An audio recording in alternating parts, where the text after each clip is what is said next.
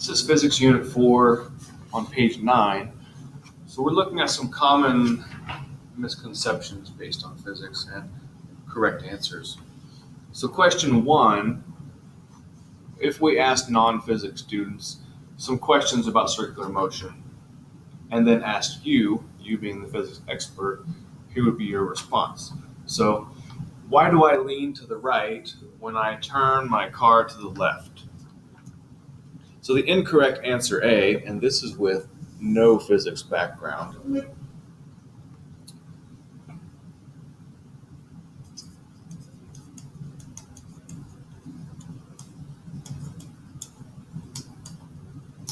Student says centrifugal force. Incorrect answer, a student that might have some physics background says you're going straight.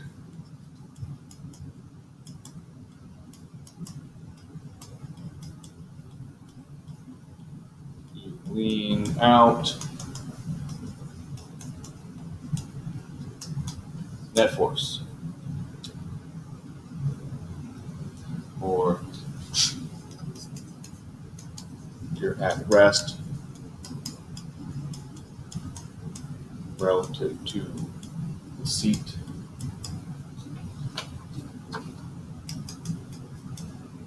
You move. Net force. And they only have some physics background, and then they say, centrifugal force.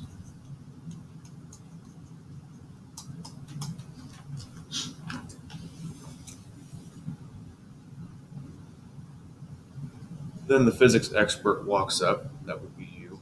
Your correct answer, why do I lean to the right when I turn my car to the left? Inertia.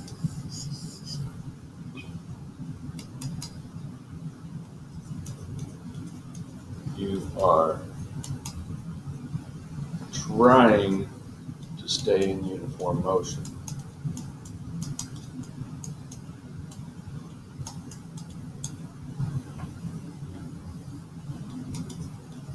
Straight line.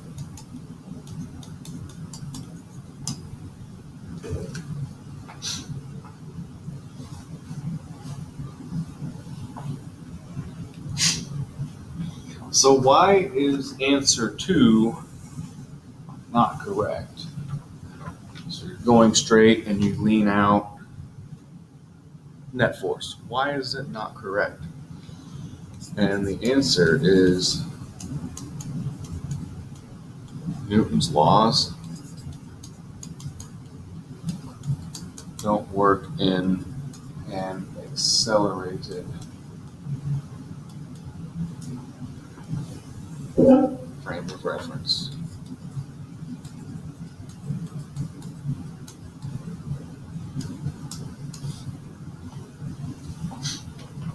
They only work in terms of uniform motion, frame of reference. Remember, like when we had the two people on the train car and the one person off to the side, we said that it worked just like, since it was in uniform motion, it worked just like as if they were at rest. They were at rest relative to the train car. But rounding a curve, we're not talking about actually being at rest. We're an accelerated frame of reference because rounding a curve is accelerating.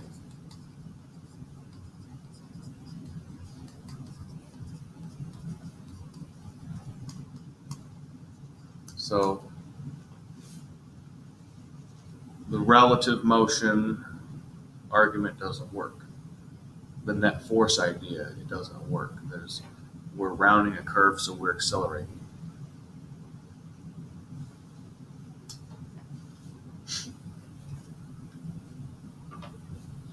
Question 2, why do the astronauts experience weightlessness as they orbit the Earth in the space shuttle?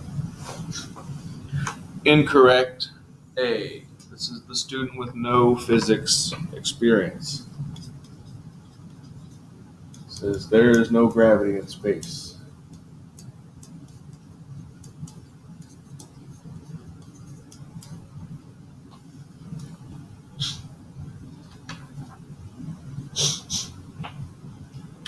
let's draw our Earth here.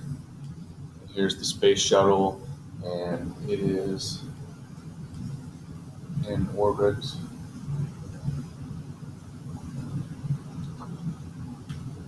Its velocity, remember, is tangent to the circle, and we just calculated this. It was 17,200 miles per hour. And looking back at that question, there was gravity in space.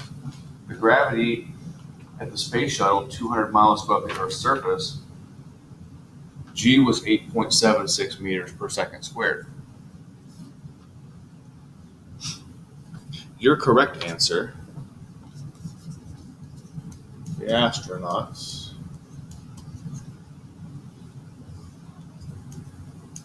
are in continual free fall toward the Earth.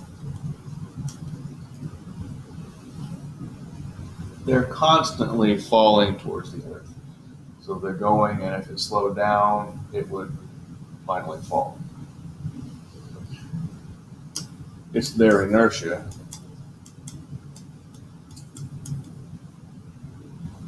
which, at a velocity of 17,200 miles per hour, keeps them in orbit.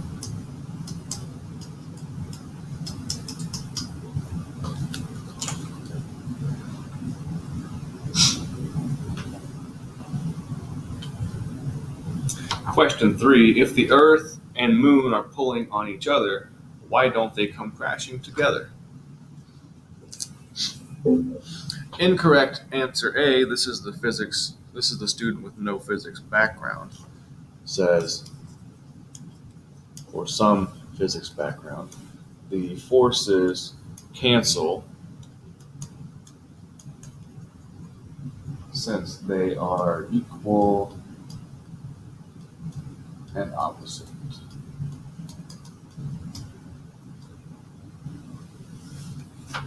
And the reason why this is wrong, so no, they're not equal and opposite. They don't cancel out.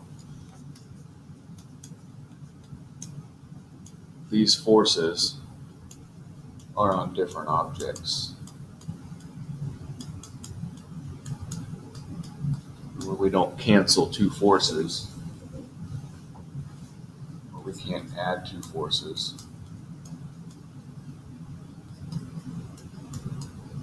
If they act on different objects. You only add forces or cancel forces if they are acting on the same object. So here's what's going on. Here we've got the Earth, and here we've got the Moon, and they are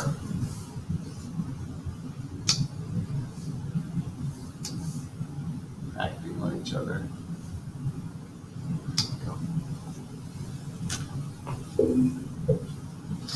So why does the Moon not come crashing into the Earth? Or why don't they come crashing together? The Moon is orbiting the Earth. So the Moon's original motion,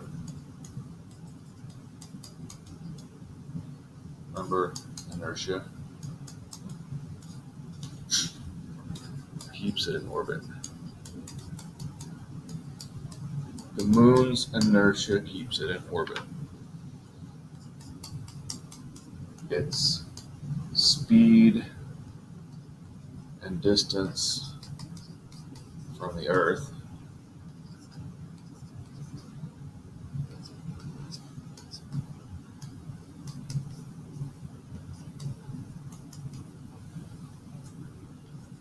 are, quote, perfect. This is an idea we'll look at in Unit 5 when we talk about astronomy.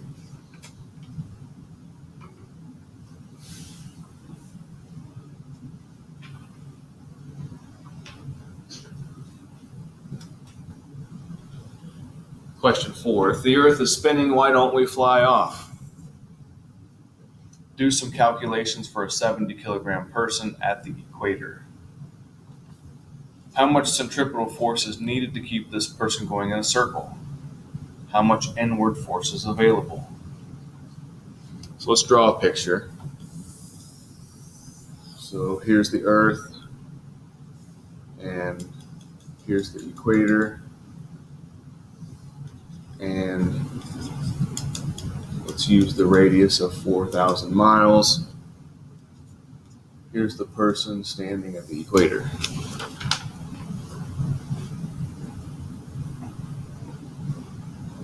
So let's look at our three formulas that we know. We know centripetal force is mass times the centripetal acceleration. We know the centripetal acceleration is v squared over the radius. We know velocity is the distance, 2 pi times the radius, divided by the period. We sub v in here. Sub acceleration into that one. And remember, we came up with a formula. All of these came together.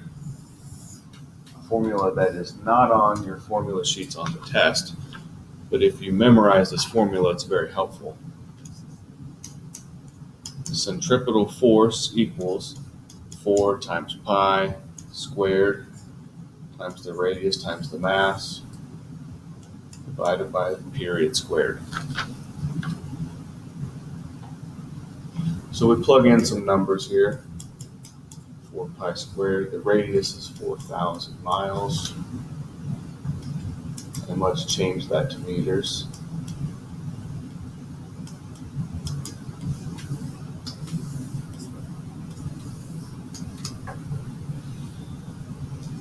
The mass of this person is in the question, 70 kilograms.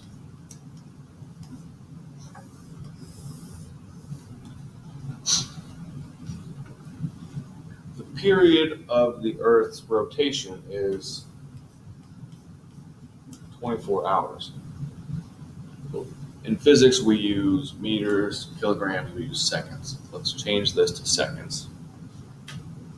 So we know that in 1 hour, there are 3,600 seconds. Hours cancel. And this quantity on bottom, this is the period squared. Don't forget to square the period.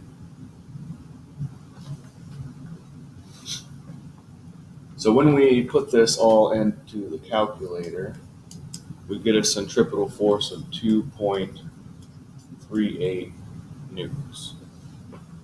And this is the inward force needed. This is the inward force that's required to keep this person on the Earth. How much force does this person actually have? It's their weight.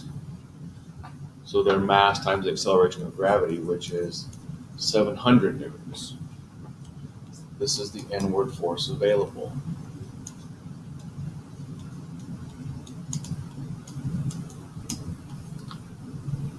So the answer here is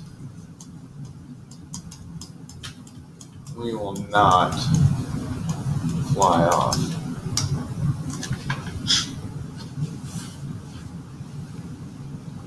Here's an interesting thought. What about a fly? So a fly doesn't weigh 2.38 newtons.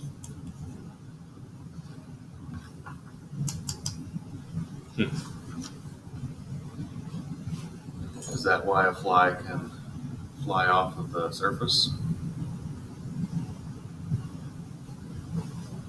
It's actually not. So this is the centripetal force required to keep a 70 kilogram person on the surface of the Earth and not fly off. And yes, it's true, a fly doesn't weigh 2.38 newtons, but we have to consider the mass of the fly in the centripetal force calculation. The mass of the fly in this calculation is not 70 kilograms. if you redid this calculation with the mass of the fly, you would have a force that was much, much smaller. The reason the fly can fly is because it has wings that are powerful enough to lift it off the surface. It doesn't have anything to do with the centripetal force of the earth being greater than its weight.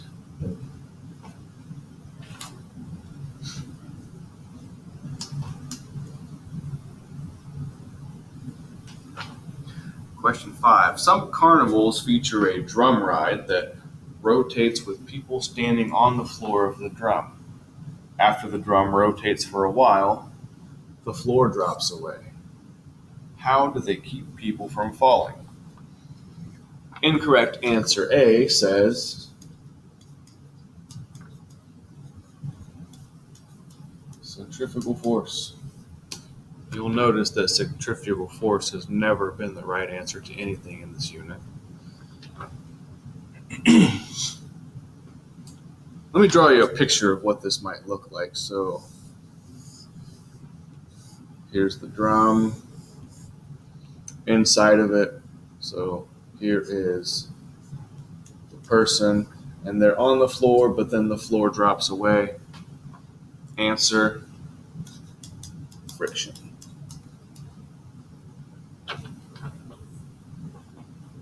And so what's happening is this person has their weight pulling them down, but friction is resisting their motion. Now remember, friction is not always a left-right kind of idea. Friction just opposes the direction of motion. And if the direction of motion would be down, the friction is up. And so these are two opposing forces. So let's go ahead and solve this. A 70 kilogram rider, that's a mass, rides a 5 meter radius drum, this radius, which turns at a rate of 1/2 revolution per second. Revolutions per second. That's a frequency.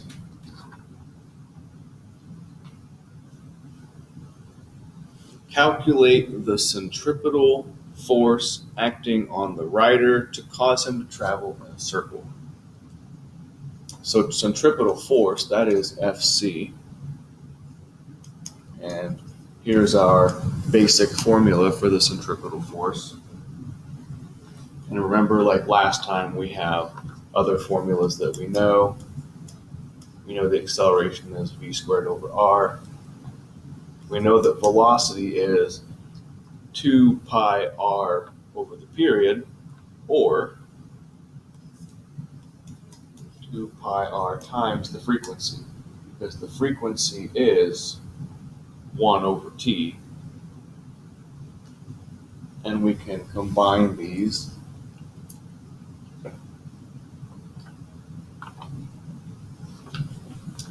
So let's look at the velocity first. So this is probably the strategy that most students would take in solving this problem. Most of them would not take this formula into here and this formula into here. We would end up solving them one at a time. So 2 times pi times the radius, which is 5 meters, times the frequency, which is 1/2 per second. And the velocity ends up being 15.7 meters per second. And then we take this velocity and we put it into our acceleration formula. Centripetal acceleration is 15.7 meters per second, quantity squared, divided by the radius, which is 5 meters. And so the acceleration here is 49.3 meters per second squared.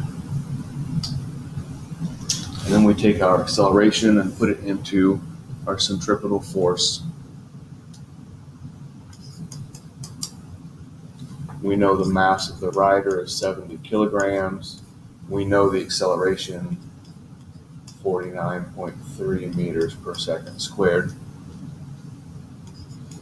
And the centripetal force required is 3,450 newtons.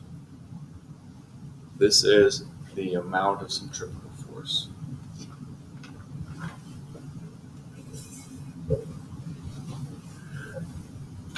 Continuing this same question, the coefficient of friction between the rider and the wall is 0.45. That's the coefficient of friction. Calculate the frictional force between the rider and the wall.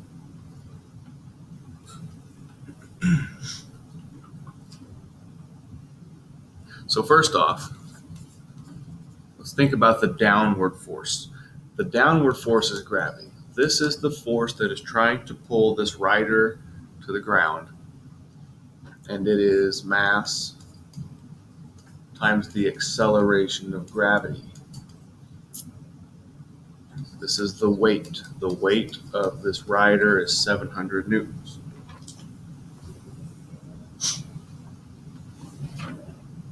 The force of friction, which we're looking for, is the coefficient of friction times the normal force. Remember, here's a note. The normal force is the force pressing the surfaces together.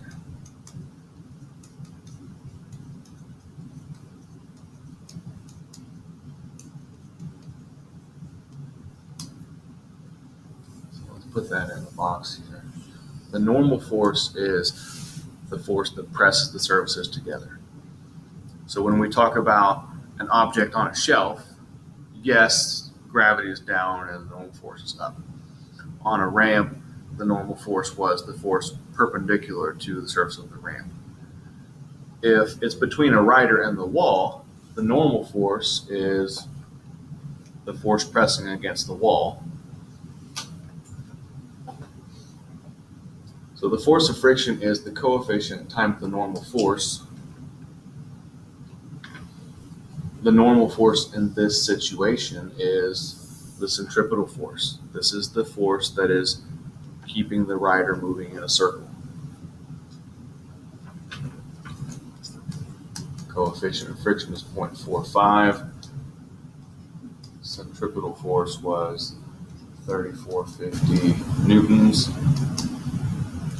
And so the force of friction is 1,550 newtons.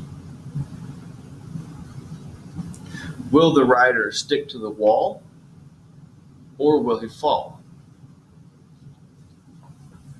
So let's take a look at this. If the downward force is 700 newtons, this is how much gravity is trying to pull the rider down. If the friction opposing this force is 700 or greater, the rider's going to stick. And remember, if the weight is 700, the friction is only 700. This is the maximum amount of friction. So this rider will stick since the force of friction is greater than the force of gravity.